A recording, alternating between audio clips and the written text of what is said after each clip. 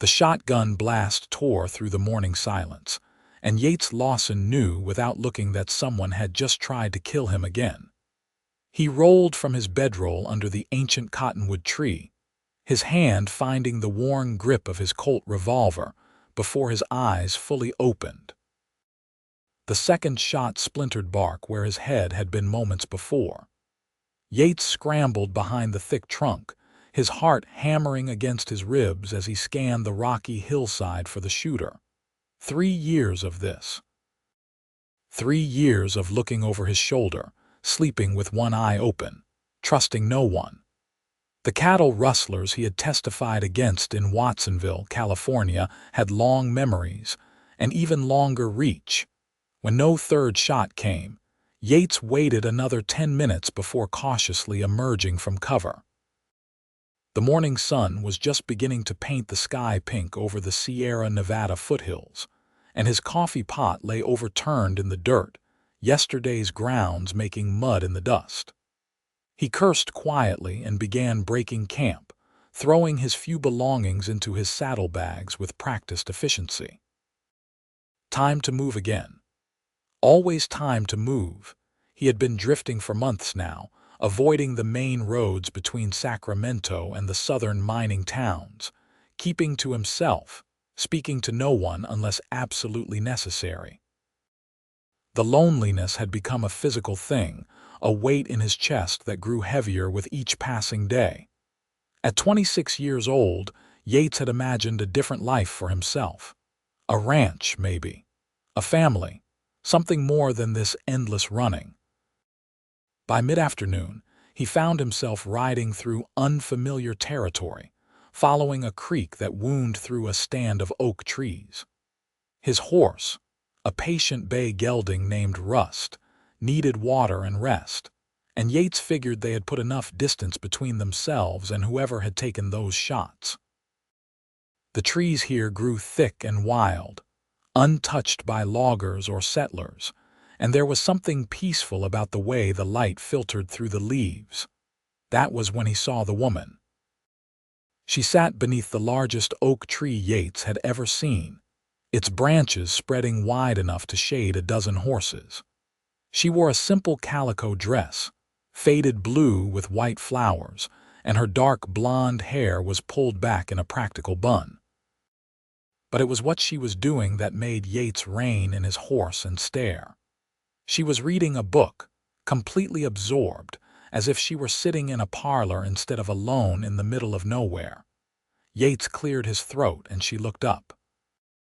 Her eyes were the color of warm honey, and they fixed on him with an intensity that made him forget whatever greeting he had been about to offer.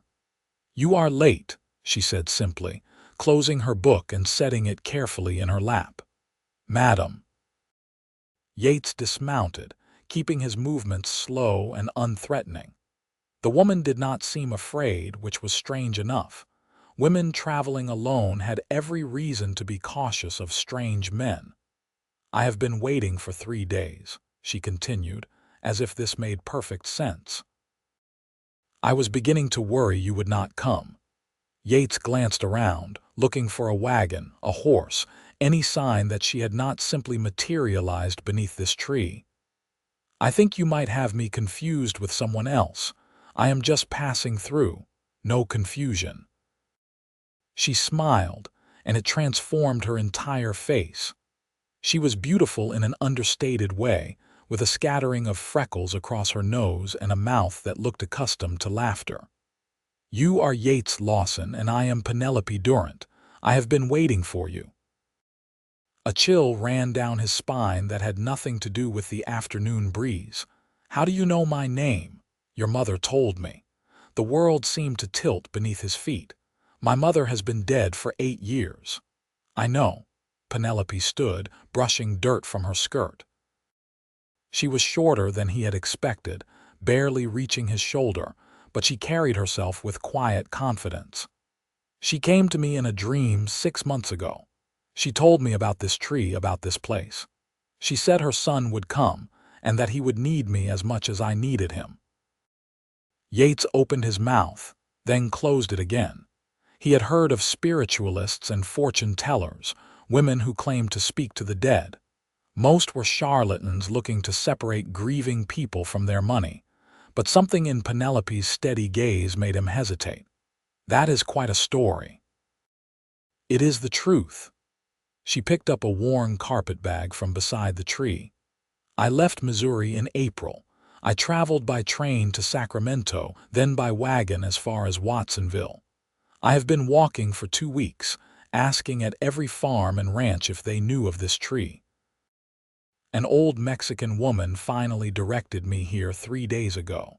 She said this was sacred ground, that the tree had stood here for 200 years. You walked from Watsonville. That is more than 30 miles of rough country. Despite his skepticism, Yates found himself impressed. The woman before him was clearly stronger than she looked. I had faith I would arrive safely. Penelope moved closer, studying his face with those remarkable eyes. Your mother described you perfectly. The scar through your left eyebrow, the gray streak in your hair, even though you are young. She said you would be tired and wounded in spirit, even if your body was whole. Yates felt his throat tighten. The gray streak had appeared after his father's death, when Yates was just 17. The scar came from a bull that had nearly killed him when he was 19. These were not things a stranger could know. What else did she tell you?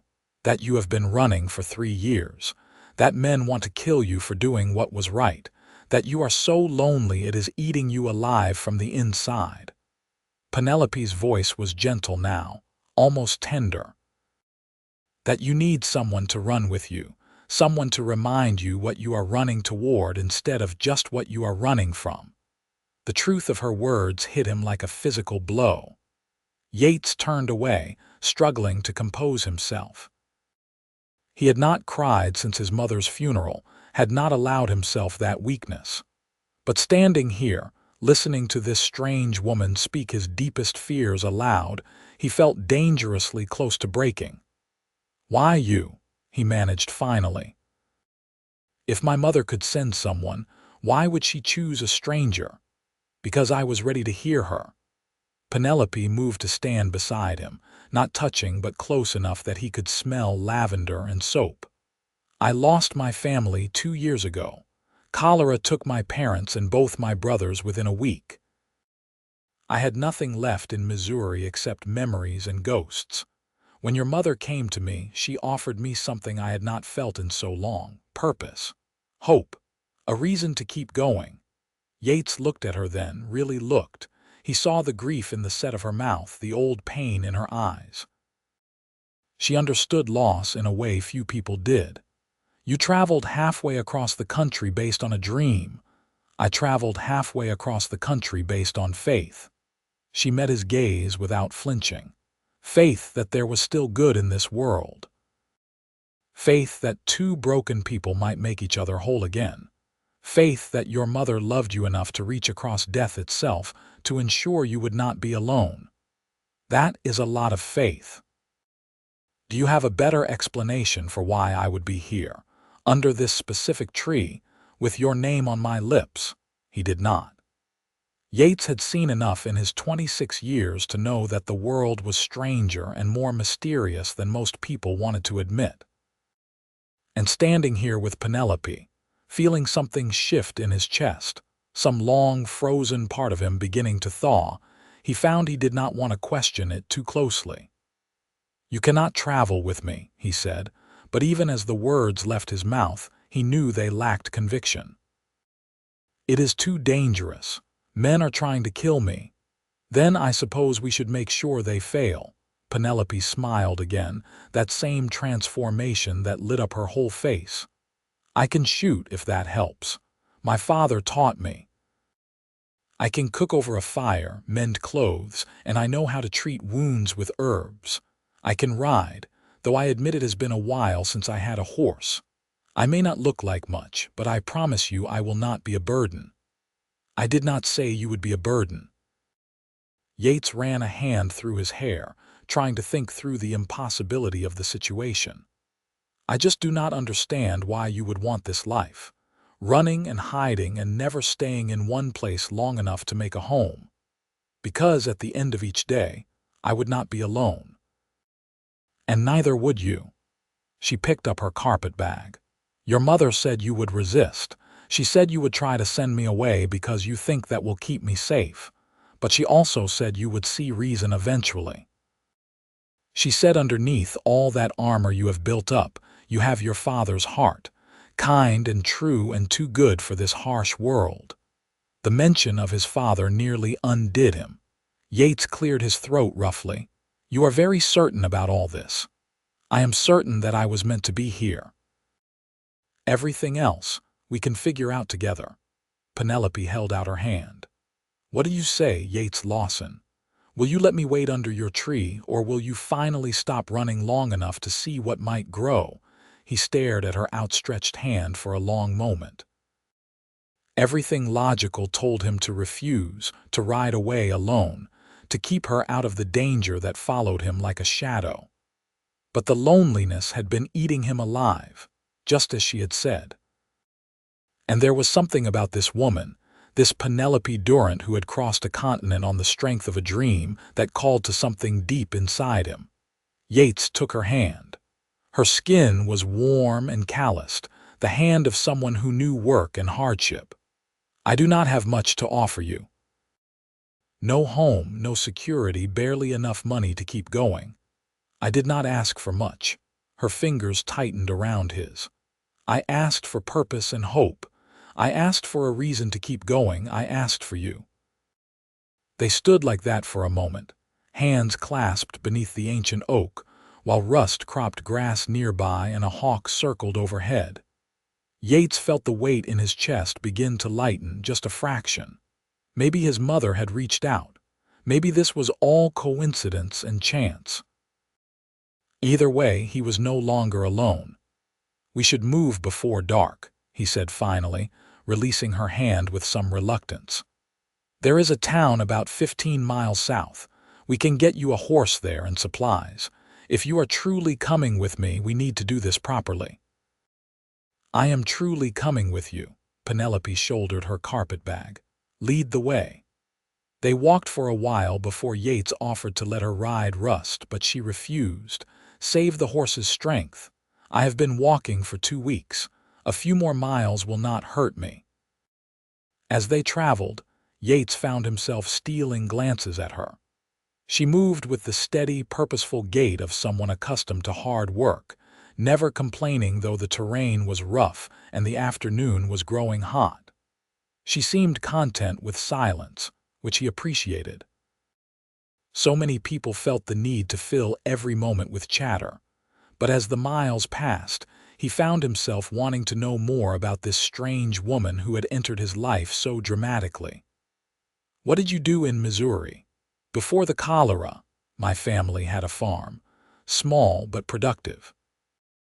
We grew corn and wheat, kept chickens and pigs. I helped my mother with the house and the garden, helped my father with the animals. She pushed a loose strand of hair from her face. It was a good life, simple and hard but good. I never imagined leaving. What made you believe the dream was real and not just grief? Penelope was quiet for a moment, considering. Your mother told me things I could not have known. She described the locket you wear around your neck, the one with her picture inside. She told me it was gold with a dent on the back where your father dropped it the day you were born. She said you never take it off. Yates's hand went automatically to his chest, where the locket hung beneath his shirt. His mother had given it to him on her deathbed, and he had not removed it since. The dent was exactly as Penelope described, a small imperfection that made the piece unique. No one alive knew about that detail. His father had died keeping it a private joke between them. That could be coincidence, he said, but his voice lacked conviction. She also told me that you sing when you think no one is listening. Old hymns that she taught you, and that you are afraid of deep water because you nearly drowned when you were 7, pulled under by a current while swimming with your father. Penelope looked at him steadily. Those are not things I could guess. Yates felt his chest tighten again. He did sing, though he had not realized anyone ever heard him, and the fear of deep water had been with him since childhood, a secret shame he told no one. Why would she go to all this trouble? Why not just let me be? Because mothers do not stop loving their children just because they die, and because she saw what was coming. The loneliness, the hardness that would creep into your heart if you stayed alone too long. Penelope's voice was soft. She wanted better for you, and I think she wanted better for me too. Two people who needed each other, brought together by love that transcends death. It is quite beautiful if you think about it. It is terrifying if you think about it. She laughed, a sound like water over stones, bright and clear. It can be both. They reached the town just as the sun was setting. It was barely more than a collection of buildings clustered around a crossroads, but it had a general store and a stable, which was all they needed. Yates helped Penelope choose a horse, a gentle mare with kind eyes that would be reliable on rough trails. He bought supplies with the last of his money, trying not to think about how he would earn more. "I have some money," Penelope said, as if reading his thoughts. "Not much, but enough to help. I sold everything before I left Missouri. I cannot take your money." "Our money," she corrected. "If we are doing this together, then everything is shared. That is how it works." Yates wanted to argue, but the shopkeeper was watching them with poorly concealed curiosity, and he did not want to draw attention. They purchased flour, coffee, dried beans, bacon, and ammunition, plus a bedroll and a few personal items for Penelope. As they loaded the supplies onto the horses, Yates noticed how naturally they worked together, anticipating each other's movements without needing to speak. They made camp a few miles outside town, beneath a cluster of pines that offered good cover. Yates built a fire while Penelope unpacked the supplies and began preparing a simple meal of beans and bacon. The domesticity of it felt strange and wonderful after so many months alone. "Tell me about the men who are hunting you," Penelope said as they ate. "I should know what we are facing." Yates had known this conversation was coming. 3 years ago, I was working as a hand on a ranch near Watsonville. The owner, a man named Samuel Garrett, was fair and honest, paid well, treated his workers with respect. But some of the other ranchers in the area resented him for it. They were paying less, working their hands harder, and they saw Garrett making them look bad. He poked at the fire with a stick, watching sparks spiral into the night. A group of them started rustling his cattle, not all at once, just a few head here and there. Enough to hurt him, but not enough to be obvious. I caught them at it one night, recognized one of the men. I told Garrett, and he went to the law. They arrested 5 men, all from prominent families in the area. "And you testified against them?" "I did. They were convicted and sent to prison.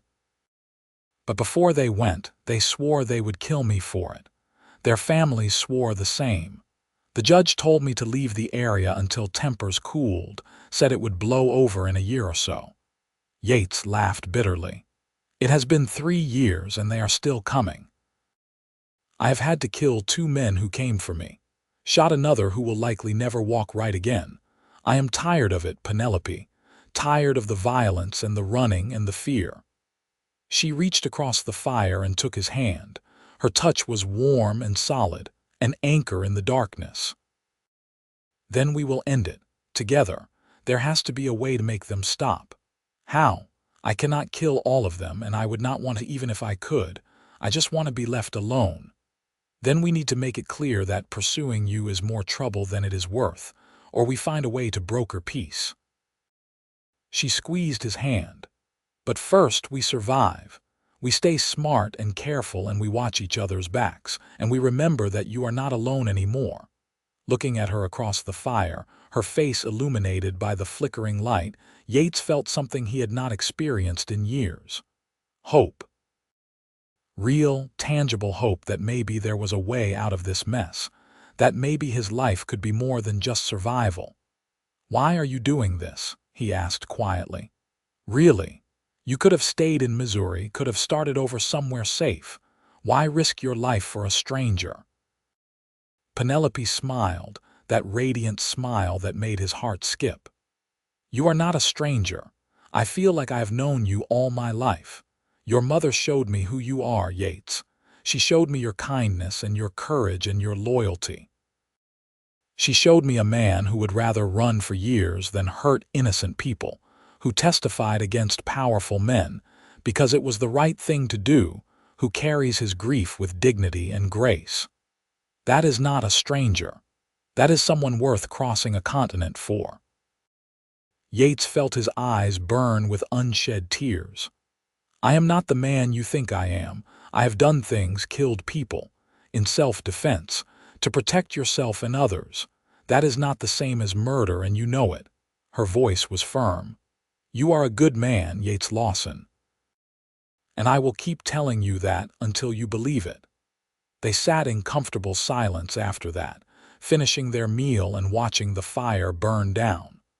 When it came time to sleep, Yates insisted Penelope take his bedroll in addition to her own, creating a more comfortable arrangement. He would take first watch, as he always did. But as he sat with his back against a tree, rifle across his lap, he found his gaze drawn to where Penelope slept. Even in the darkness, he could make out the curve of her form, the gentle rise and fall of her breathing. She had trusted him completely, this woman who barely knew him, had placed her life in his hands without hesitation. The weight of that trust should have terrified him. Instead, it made him feel something he had not felt in years. Protective. Needed. Like maybe he was more than just a man running from his past. Maybe he was someone's future. The next morning dawned clear and bright, and they broke camp early. Yates had decided to head west, toward the coast. The ranchers hunting him were all inland men, and he hoped that putting more distance between them might buy some time. Plus, he had always wanted to see the ocean. As they rode, Penelope proved herself an able horsewoman, handling her mare with confidence despite her claim that it had been a while. She kept pace without complaint, and when they stopped at midday to rest the horses, she insisted on taking care of both animals while Yates scouted ahead. "You do not need to prove yourself to me," he said, but she shook her head. "I am not proving anything. I am doing my share. We are partners, remember, partners." The word settled into his chest, warm and solid. He had not had a partner in anything for so long.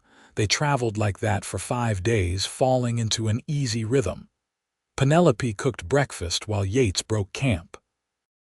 They rode together during the day, sometimes talking, sometimes enjoying companionable silence. In the evenings, they would make camp and share the duties of setting up, cooking, and keeping watch. Yates found himself looking forward to their conversations around the fire. Penelope was well-read and thoughtful, with opinions on everything from politics to poetry. She had attended a small college in Missouri for 2 years, unusual for a farm girl, but her father had believed in education for women. He said ignorance was the real prison, she told him one evening. That knowledge would set me free to be whoever I wanted to be. He sounds like a wise man. He was. Kind and patient and so full of love for his family. I miss him every day. She stared into the fire. But I am grateful I had him for as long as I did. Some people never know that kind of love. Yates thought of his own father, of the lessons taught and the love freely given. My father was like that. He died when I was 17. Tried to break up a fight in a saloon and got a knife in the chest for his trouble. Died trying to make peace. That is where you get it from then. Your need to do what is right, even when it costs you. My mother always said I was too much like him, that it would get me killed one day. And yet she sent me to you. She must have believed you would survive, that you had more years ahead of you. Penelope met his eyes across the fire. I believe that too. On the seventh day, they reached the coast. Yates had never seen the Pacific Ocean, and the sight of it took his breath away. The water stretched endlessly, deep blue and capped with white foam, crashing against rocky shores with a sound like thunder. Penelope stood beside him on the cliff, her face alight with wonder. "It is beautiful," she breathed. "I never imagined anything so vast." They made camp that night within sight of the ocean, and Yates felt something in his chest loosen. The sound of the waves was soothing, constant and reliable. For the first time in 3 years, he slept deeply, without nightmares. He woke to find Penelope already up, standing at the cliff's edge watching the sun rise. Her hair was loose around her shoulders, catching the golden light, and she looked so beautiful it made his throat tight. He had been trying to ignore the growing attraction he felt, telling himself it was too soon, that she deserved better than a man on the run. But watching her now, he could not deny what was happening. He was falling in love with Penelope Durant. The realization should have terrified him. Instead, it felt right, inevitable like gravity or the tide. "You are awake," she said without turning, and he wondered how she always seemed to know where he was. Could not sleep anymore, not with a view like this. He moved to stand beside her. "Thank you. For what? For being here. For taking this leap of faith. For making me feel less alone." He hesitated, then added, "For making me feel like maybe there is a reason to stop running and start building something real." Penelope turned to face him, her honey-colored eyes searching his face. "Is that what you want? To stop running?" "I want a life, Penelope. A real life, not this endless wandering. I want land and a home and people I care about. I want to wake up in the same place every morning and know it is mine. I want all the things I thought I had lost." "And what about the men hunting you?" "I do not know, but you were right. There has to be a way to end this that does not involve more killing. I just need to find it." He reached out tentatively and touched her hand. "I want you to be part of that life, if you will have me." Her smile was like the sunrise, bright and full of promise. "I have been part of your life since the moment your mother came to me.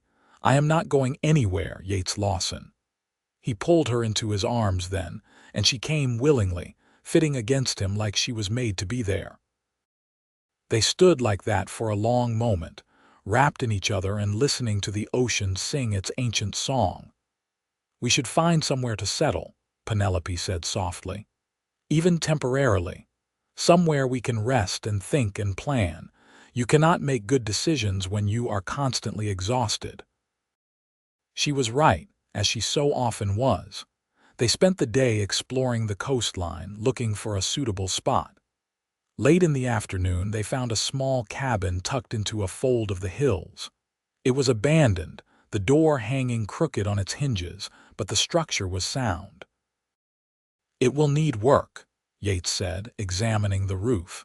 "But it is livable, and remote enough that we should be safe for a while." They spent the next week making the cabin habitable. Yates repaired the roof and door while Penelope cleaned and organized the interior. They found a small creek nearby that would provide fresh water, and signs of deer and rabbit meant game would be plentiful. It was not much, but it was the closest thing to a home Yates had known in 3 years. As they worked together, the easy partnership between them deepened into something more. Yates found himself seeking out excuses to be near her, to touch her hand or brush past her in the small space. Penelope seemed equally affected, her cheeks coloring when their eyes met, her laughter coming more easily. One evening, as they sat on the cabin's small porch watching the sunset paint the ocean in shades of gold and crimson, Yates gathered his courage. "Penelope, I need to tell you something." She looked at him, her face soft in the fading light. "What is it?" "I am falling in love with you." The words came out in a rush, clumsy and awkward. "I know it has only been 2 weeks. I know that is hardly any time at all, but every day with you makes me more certain. You are brave and kind and strong, and you make me want to be better than I am. You make me believe in possibilities I thought were lost to me." Penelope reached out and took his hand, lacing her fingers through his. "I am falling in love with you too. I think I started the moment I saw you ride up to that tree, or maybe even before, when your mother showed me who you are. This was always meant to happen, Yates. I feel it in my bones." He kissed her then, unable to wait any longer. Her lips were soft and warm, and she kissed him back with a passion that made his head spin. When they finally broke apart, both breathing hard, she laughed and pressed her forehead to his. "I have been waiting for you to do that for days. I was trying to be a gentleman. There will be time for gentlemanly behavior later. Right now, I just want you to kiss me again." So he did, and they stayed there on the porch until the stars came out, wrapped in each other's arms and drunk on new love. The days that followed were some of the happiest of Yates's life. They fell into a routine of sorts, working on the cabin and the small garden Penelope wanted to plant, hunting and fishing, learning each other in the way of new lovers. Penelope was everything he could have wanted. She matched him in strength and determination, never complaining about the hard work or simple conditions. She laughed easily and loved fiercely, and she looked at him like he was something precious and rare. 1 month after finding the cabin, Yates rode into the nearest town, a place called Harrington, about 15 miles south. He needed supplies and information, wanted to see if anyone had been asking about him. The town was small but prosperous, with a main street lined with shops and a decent-sized saloon. He was loading his purchases onto Rust when a voice called out behind him. "Yates Lawson, I will be damned." Yates turned slowly, his hand dropping to his gun. A man stood in the street, but his hands were raised and empty. He was middle-aged, with graying hair and the weathered face of someone who spent his life outdoors. "I do not want trouble," Yates said carefully. "Neither do I. Name is Thomas Mercer. I worked for Samuel Garrett, same as you." "Was there the night you caught those rustlers?" The man stepped closer slowly. "I have been looking for you." Yates kept his hand near his gun. "Why?" "Because Garrett wants to see you. He has been trying to track you down for 2 years. Says he has a way to end this business with the ranchers, but he needs you to come back to Watsonville. Going back is suicide. Those families want me dead." "Maybe, but maybe not. Things have changed. 2 of the men you testified against are dead. Killed each other in prison over something stupid. Another one died of fever. The other 2 are still locked up, but their families have lost most of their money. Turns out they were involved in more than just rustling. The government seized their assets." Mercer pulled a letter from his pocket.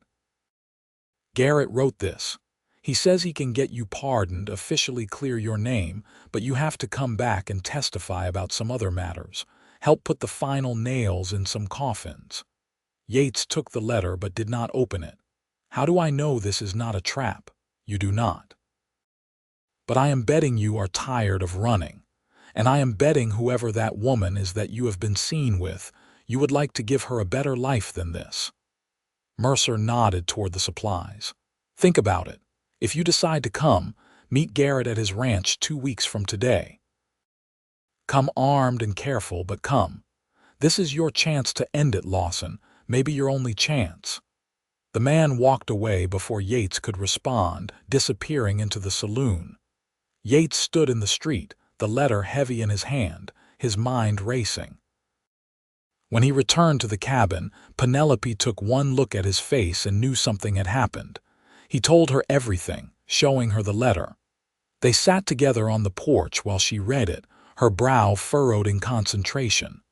"What do you want to do?" she asked finally. "I want to believe him. I want to believe this could be over." Yates rubbed his face tiredly. "But I am afraid it is a trap, afraid I will ride into Watsonville and never ride out again. Then we need to be smart about it. We need information and insurance." Penelope folded the letter carefully. "We have 2 weeks. Let us use them to investigate, find out if what Mercer said is true about the men who died and the families losing their money. Verify everything before we make a decision. Penelope, if I go, you are not coming with me. It is too dangerous." She gave him a look that could have melted steel. "Do not start that again. We are in this together, remember. I did not cross a continent and wait under a tree just to let you walk into danger alone. If you go, I go." They argued about it for the rest of the evening, but Penelope would not be swayed. Finally, exhausted, Yates agreed. They would investigate together and decide together. Partners, as she kept reminding him, over the next week they traveled to several towns, gathering information. Yates stayed out of sight while Penelope asked questions in general stores and saloons. She was good at it, friendly and unassuming, drawing people out without seeming nosy. Everything she learned corroborated Mercer's story. The rustlers were indeed dead or imprisoned. Their families had suffered financial ruin. Even the general sentiment seemed to have shifted. People spoke of Yates Lawson not as a traitor but as a man who had stood up to corruption. "It seems legitimate," Penelope said as they rode back to the cabin after their final reconnaissance trip. "But that does not mean it is safe. Nothing in life is safe." Yates reached across the space between their horses and took her hand. "But you were right. I am tired of running. If there is even a chance this could give us a real future, I have to take it. Then we take it together. But carefully, very carefully." They spent the last few days before the meeting preparing. Yates cleaned and checked his weapons. Penelope sewed extra pockets into her dress for a small pistol and ammunition. They discussed escape routes and fallback plans, what to do if things went wrong. It felt like preparing for battle, and in a way it was. The night before they were to leave, Yates could not sleep. He lay awake, staring at the cabin ceiling, listening to Penelope breathe beside him. They had been sharing a bed for 2 weeks now, and he still marveled at the intimacy of it, the simple joy of having someone to hold through the night. "You are worried," Penelope whispered, and he realized she was awake too. "What if I am leading you into danger? What if this is the biggest mistake of my life?" She rolled to face him, her eyes luminous in the moonlight streaming through the window. "Then we will face it together. And no matter what happens, Yates, I want you to know that these past 2 months have been the happiest of my life. You gave me purpose and hope and love. You gave me everything your mother promised. Even if tomorrow goes wrong, it will have been worth it." He kissed her then, deep and desperate, trying to pour everything he felt into that connection. She responded with equal fervor, and they made love with an intensity born of fear and hope and overwhelming love. Afterward, wrapped in each other's arms, Yates finally spoke the words he had been holding back. "Marry me, Penelope. Not now, not here. But when this is over, if we survive it, marry me. Be my wife and let me spend the rest of my life trying to deserve you." "Yes." Her answer was immediate and certain. "Yes to all of it. I will marry you, Yates Lawson. I will be your wife and your partner and the mother of your children, if God wills it. I will stand beside you for all the years we are given." They held each other through the rest of the night, memorizing the feel and scent of each other, stealing what moments of peace they could before dawn came and duty called. The ride to Watsonville took 2 days. They traveled carefully, keeping off the main roads, watching constantly for signs of trouble. Yates felt the tension ratchet up with every mile, his hand never far from his gun.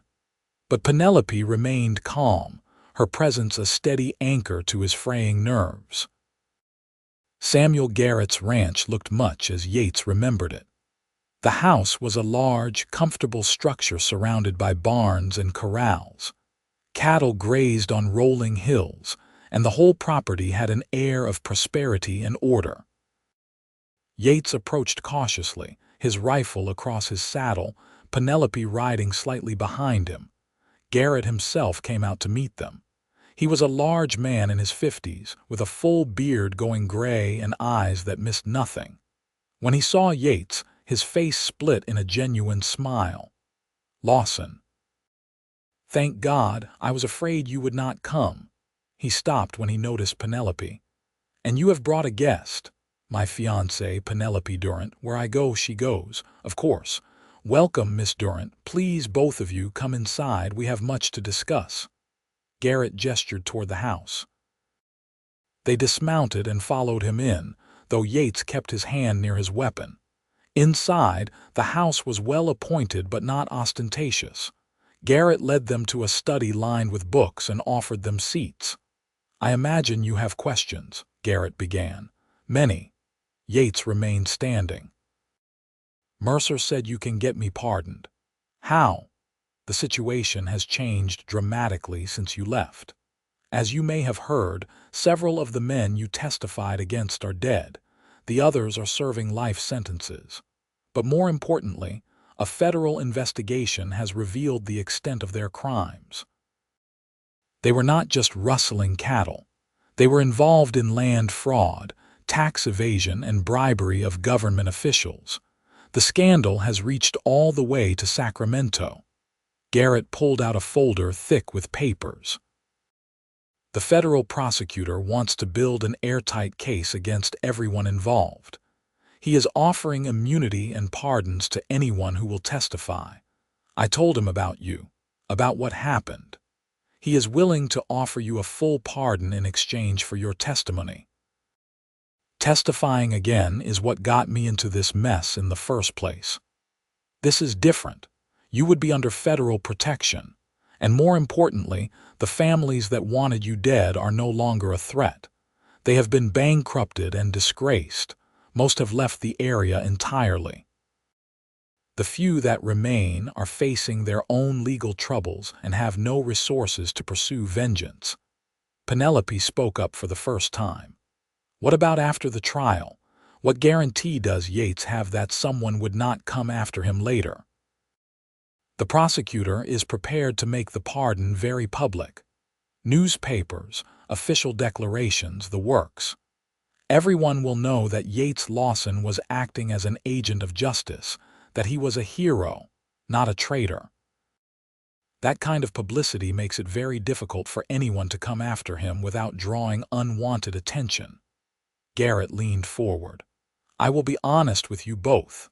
There are no absolute guarantees, but this is as close as you are going to get. And I can tell you from living here, from talking to people, the mood has shifted. You have supporters now, Lawson, people who respect what you did." Yates looked at Penelope, trying to read her thoughts. She met his gaze steadily, then gave a small nod. "When would I need to testify?" Yates asked. "The trial starts in 3 weeks. You would need to stay in Watsonville until then, but I am offering you both a place here on the ranch. Private quarters, full protection. And when it is over, if you want it, I have a job for you. Foreman position. Good pay, a house, respect. You could finally stop running and start building that life you deserve." It was everything Yates had dreamed of and more, but he had learned to be cautious. "I need to think about it. Can you give me a day? Take 2, but no more. The prosecutor needs an answer." They stayed that night in Garrett's guest house, a small but comfortable cottage on the edge of the ranch. Yates felt strange being back in Watsonville, the place where his troubles had begun, but he also felt hope stirring, fragile but real. "What do you think?" he asked Penelope as they prepared for bed. "I think Garrett is sincere. I think he really does want to help you." She sat on the edge of the bed. "But I also think you need to trust your instincts. If something feels wrong, we leave. No explanations, no apologies, we just go. And if everything feels right, if I take this chance, then we take it together. We stay, you testify, and we see if we can finally have that life we have been dreaming about." She reached for his hand. "I meant what I said, Yates. I am with you no matter what. Running or staying, I am yours."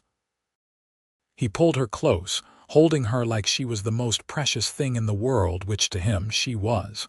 "I want to stay. I want to believe this can work. Then we stay." The next morning, Yates told Garrett he would testify. The older man's relief was palpable. He immediately sent word to the prosecutor and began making arrangements. Over the next few days, Yates met with various officials, gave statements, and reviewed the evidence. It was exhausting and stressful, but Penelope was there for every meeting, her presence a constant source of strength. 2 weeks before the trial, a group of federal marshals arrived to provide security. They were professional and thorough, establishing a perimeter around the ranch and conducting regular patrols. Yates started to relax, started to believe that maybe this really was the end of his long flight. He and Penelope used the time to prepare for their future. They talked about where they wanted to live, what kind of home they wanted to build. Penelope wanted a garden, big enough to grow vegetables and flowers. Yates wanted space for horses, maybe a few cattle of his own someday. They planned and dreamed like any young couple in love, and Yates felt the hard shell around his heart continue to crack open. The trial itself was a media circus. The courthouse in Watsonville was packed every day with reporters, curious citizens, and the families of the accused. Yates testified for 3 days, walking through everything he had seen and heard. It was difficult, reliving those moments and facing the hostile stares of people who still saw him as a traitor. But each evening, he returned to Penelope and felt his courage renewed. On the final day of his testimony, the defense attorney tried to rattle him, suggesting he was testifying for money or fame, that he was lying to get attention. Yates kept his composure, answering each question calmly and truthfully. When it was over, the judge thanked him for his service, and the prosecutor announced that the promised pardon would be issued immediately. The newspapers ran the story the next day. "Local hero vindicated," read one headline. "Cowboy's courage brings down corruption," read another. Overnight, Yates went from fugitive to hero in the public consciousness. People stopped him on the street to shake his hand. Garrett threw a party at the ranch to celebrate. Through it all, Penelope stayed close, her pride in him shining from every word and gesture. "I knew you could do it," she told him the night after the trial concluded. "I never doubted you for a moment." 2 weeks later, they were married in Watsonville's small church. It was a simple ceremony, attended by Garrett and his family, Thomas Mercer, and a handful of other ranch hands who had become friends. Penelope wore a new dress, pale blue with white lace, and she looked so beautiful that Yates felt his throat close with emotion when he saw her walk down the aisle. "Dearly beloved," the minister began, and Yates barely heard the rest. He was too focused on Penelope, on the tears of joy streaming down her face, on the way her hand trembled in his. When it came time for vows, he spoke from his heart. "Penelope, you saved my life in every way a person can be saved. You gave me hope when I had none. You gave me love when I thought I was unlovable. You made me believe in miracles and second chances. I promise to love you fiercely and faithfully for all the days of my life. I promise to be the man your faith deserves.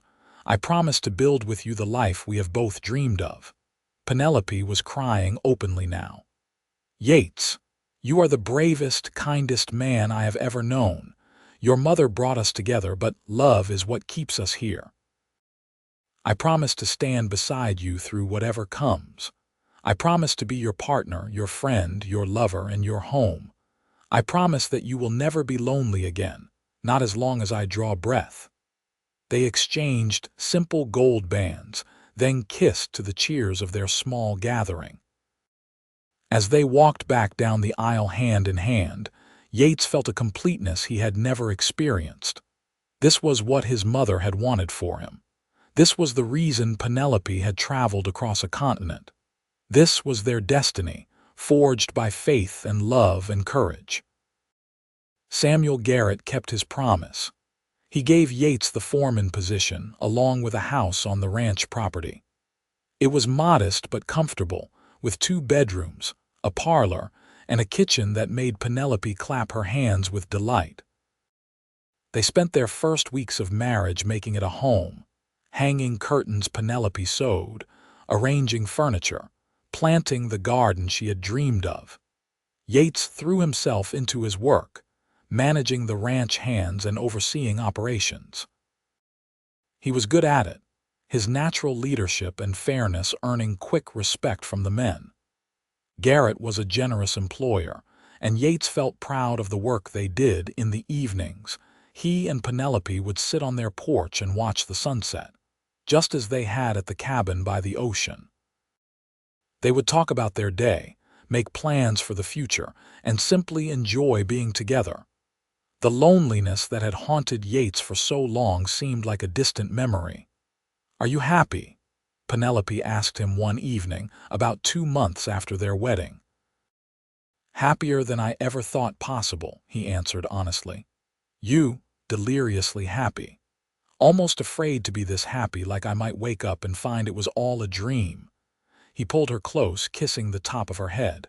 "Not a dream, this is real, we are real. And we have the rest of our lives to be this happy." 6 months into their marriage, Penelope came to him with news that made his heart soar. She was pregnant. They were going to have a baby. Yates was terrified and elated in equal measure. He spent weeks preparing, building a cradle with his own hands, reading every book on childbirth and babies he could find. Penelope laughed at his nervous energy but loved him all the more for it.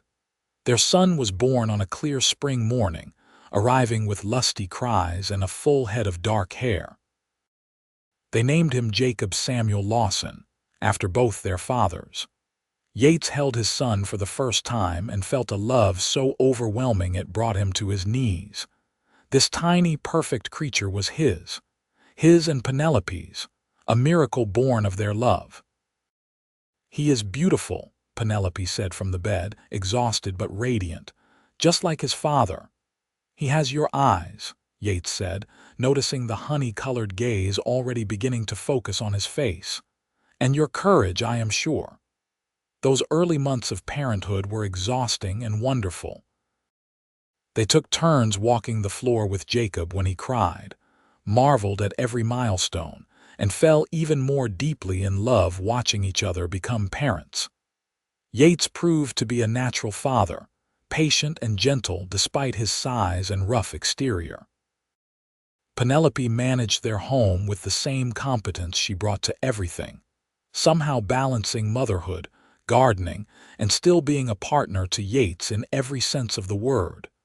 2 years later, their daughter arrived. They named her Mary Catherine, after both their mothers. She had Yates's gray-streaked dark hair and Penelope's infectious laugh. Jacob, now a rambunctious toddler, was initially skeptical of this noisy interloper, but quickly became fiercely protective of his baby sister. Life settled into a beautiful rhythm. Yates continued to work the ranch, eventually buying a stake in it when Garrett offered to make him a partner. The ranch prospered under their joint management, becoming one of the most successful operations in Central California. They added more land, built better facilities, and earned a reputation for fair dealing and quality stock. Penelope became known in Watsonville for her kindness and generosity. She started a small school for ranch children, teaching them reading and arithmetic in the afternoons. She tended to sick animals and people with equal skill, using the herbal knowledge she had learned from her mother. The community that had once wanted Yates dead now embraced them both, recognizing the contributions they made. On their 5th wedding anniversary, Yates took Penelope back to the oak tree where they had first met. It was a long ride, but they made it an adventure, camping under the stars like they had in those early days. When they reached the tree, still standing strong and proud, they stood beneath its branches and remembered. "You ever regret it?" Yates asked. "Crossing the country based on a dream, tying your life to a man who was being hunted." Penelope laughed and pulled him close. "Not for one single moment. That dream was the best thing that ever happened to me. It brought me you. My mother knew what she was doing. She did. She knew we needed each other, that together we would be stronger than we ever could be apart." Penelope looked up at him, her eyes still as bright and full of love as the day they married. "She gave us a gift, Yates, the gift of each other, the gift of this life we have built. I will spend the rest of my days being grateful for it." He kissed her then, under the tree that had brought them together, and felt the circle complete. He was no longer the lonely cowboy running from his past. He was a husband, a father, a partner, a man with a purpose and a future. He was home. They returned to the ranch renewed, ready to face whatever came next. And much came. A third child, another son they named Peter Thomas. Drought years that tested their resolve. A fire that destroyed one of the barns but brought the community together to rebuild. The deaths of friends and the births of grandchildren to those friends. Life in all its messy, beautiful complexity. Through it all, Yates and Penelope remained each other's anchor. They never lost the wonder of that first meeting, the miracle of their coming together. On difficult days, they would remind each other of the oak tree, of the faith it took to believe in something as improbable as a dream-sent message, and a cross-continental journey.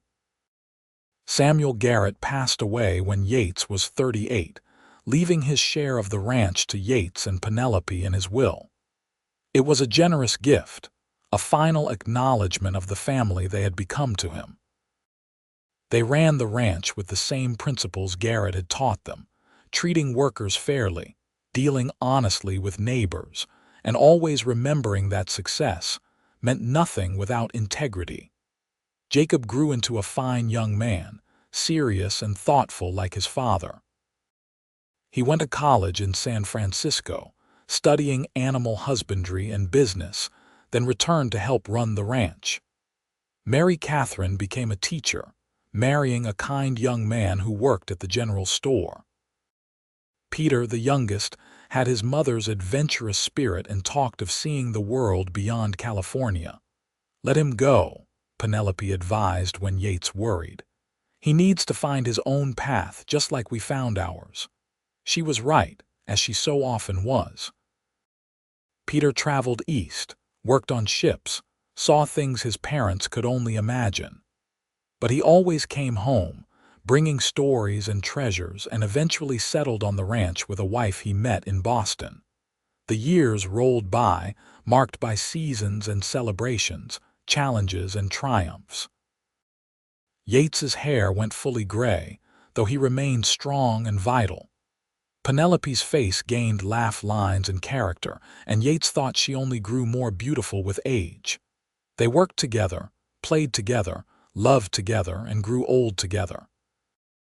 On their 25th wedding anniversary, surrounded by their children and grandchildren at a party the whole town attended, Yates stood to make a toast. 25 years ago, I was a lonely cowboy with no hope and no future. I was running from my past and had nowhere to run toward. Then a miracle happened. A woman was waiting for me under a tree, a woman who had crossed a continent on faith alone, a woman who saw something in me worth saving. He looked at Penelope, seated beside him, her hand in his. "Penelope, you have given me everything. A home, a family, a purpose, and a love I never dared to dream possible. You took a broken man and made him whole. You turned a fugitive into a father, a drifter into a pillar of the community. Every good thing in my life flows from that day under the oak tree." He raised his glass. "To my wife, my partner, my love. To the woman who waited for me. To the best 25 years of my life, and to the next 25 if God grants them." The room erupted in cheers and applause. Penelope stood and kissed him, and in that moment, Yates felt the same rush of joy and wonder he had experienced at their wedding. Time had not diminished what they shared. If anything, it had only grown deeper and richer. They were given those additional years and more. Yates and Penelope celebrated their 50th wedding anniversary surrounded by 3 generations of family. The ranch had grown into a major operation, providing livelihoods for dozens of families. The town of Watsonville had grown too, evolving from a rough frontier settlement into a proper California town, and the Lawson family was respected as one of its founding forces. Through it all, they never forgot where they started. Every year on the anniversary of their first meeting, Yates and Penelope would ride out to the oak tree. As long as they were able, they made that pilgrimage, standing beneath those ancient branches and remembering the faith and courage that had brought them together. "You think she knows?" Penelope asked during one of these visits when they were both in their 70s. "Your mother, do you think she knows how happy we have been?" "I think she must," Yates answered. "I think she is watching wherever she is and smiling. She wanted this for me, for both of us. And we gave it to each other." Penelope leaned against him and he wrapped his arm around her, marveling that after 50 years her presence still brought him such comfort and joy. "I would do it all again," she said softly. "Every risk, every fear, every challenge. I would cross 1,000 continents if it meant finding you at the end. You will never have to. We found each other, and nothing will ever separate us again." It was a promise he kept for the rest of his life. They were never apart, those two souls brought together by faith and love and a mother's determination to save her son from loneliness. They lived into their 80s, blessed with good health and good fortune, and when the end finally came, it came gently. Yates passed first, quietly in his sleep, with Penelope holding his hand. She followed him 3 weeks later, as if unable to bear being without her partner even for a short time. They were buried together in the Watsonville Cemetery, beneath a headstone that read, "Yates Lawson and Penelope Lawson. Two souls made one by faith, love, and the grace of God." At their joint funeral, the whole town turned out. Their children and grandchildren and great-grandchildren filled the church. Stories were told of their kindness, their generosity, their love for each other and their community. But the story everyone remembered most was the one of their meeting. The lonely cowboy and the woman who waited under his tree, brought together by a dream and a leap of faith. It became a legend in Watsonville, a story parents told their children about the power of believing in things unseen. Young couples would sometimes ride out to the oak tree, hoping some of that magic would touch their own lives. And the tree stood on, ancient and strong, a silent witness to the miracle it had hosted. Jacob, now the head of the family, kept the ranch running according to his parents' principles. He taught his own children about their grandparents, about the courage it took to trust in faith and love. The Lawson Ranch continued to prosper for generations, a testament to the foundation Yates and Penelope had built. In the ranch house, now expanded and modernized but still fundamentally the same home Yates had brought Penelope to as a bride, Jacob kept a special room. In it hung the simple blue dress Penelope had worn at her wedding. Yates's worn leather saddlebags were displayed beside his rifle and his mother's locket. And on the wall, in a place of honor, was a framed page from the book Penelope had been reading under the oak tree that day so many years ago. It was a volume of poetry, and the page showed a poem about love that transcends time and space, about souls that are meant to find each other no matter the obstacles. Jacob would sometimes stand in that room, looking at these relics of his parents' extraordinary love story, and feel grateful. Grateful they had found each other. Grateful for the faith that brought them together. Grateful for the legacy of love they had left behind. The story of Yates and Penelope lived on, passed down through generations, a reminder that sometimes the most improbable things are the truest. That faith can move mountains, or at least move a woman across a continent.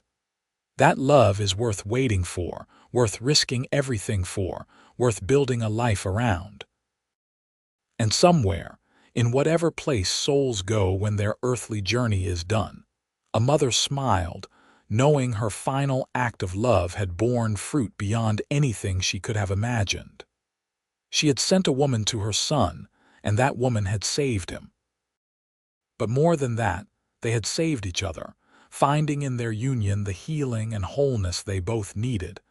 The oak tree stands still, or so the stories say. Older now, more weathered but still strong, still spreading its branches wide, offering shade and shelter to anyone who needs it. And sometimes, on quiet afternoons when the light falls just right, you can almost see them there. A man on a horse, weary and alone. A woman with a book, patient and hopeful. Two people on the edge of forever, about to discover that the best things in life are worth waiting for. That is how it ended, or perhaps how it began. For in the greatest love stories, the ending and the beginning are really the same thing. A circle completed. A promise kept. Two lonely people finding in each other everything they had been searching for, and living happily, truly happily, ever after. The legacy they built together, the ranch and the family and the love that sustained both, continued long after they were gone. Their great-grandchildren walked the same land they had walked, tended the same earth, looked out at the same California sunsets, and they all knew the story. How great-grandfather Yates had been a lonely cowboy on the run. How great-grandmother Penelope had traveled across America because of a dream. How they had found each other under an ancient oak tree and built a love that would outlast them both. It was a story worth telling, worth remembering, worth passing down, because it reminded everyone who heard it that miracles do happen, that faith is rewarded, that love conquers all, even loneliness, even fear, even the vast distances that sometimes separate soul mates. And so the story lived on, as all great love stories do, not just in the telling but in the living, in every couple who chose each other despite obstacles, in every person who took a leap of faith for love, in every heart that refused to give up hope, even in the darkest times. Yates and Penelope would have been pleased had they known, pleased that their love had become something larger than themselves, a beacon for others seeking their own miracles. But mostly, they would have been grateful. Grateful for each other, for the years they were given, for the life they built together, from loneliness to love, from despair to hope, from running to home. That was their journey, and it was complete. The lonely cowboy had found his woman reading under his tree, and she had been waiting for him all along. They had found each other, loved each other, and lived a life that would have made any storyteller proud. And that, truly and finally, was the end and the beginning all at once. The story of Yates and Penelope Lawson, told complete, with nothing left unsaid and nothing left undone. A love story for the ages, set in the Wild West, proven true by time and faith, and the unshakable conviction that some people are simply meant to be together. Their love was real. Their life was full. And their story, like all the best stories, found its perfect ending. Two people who loved each other completely, living together in joy until their final days, surrounded by the family and home they had built with their own hands and hearts. It was enough. More than enough. It was everything.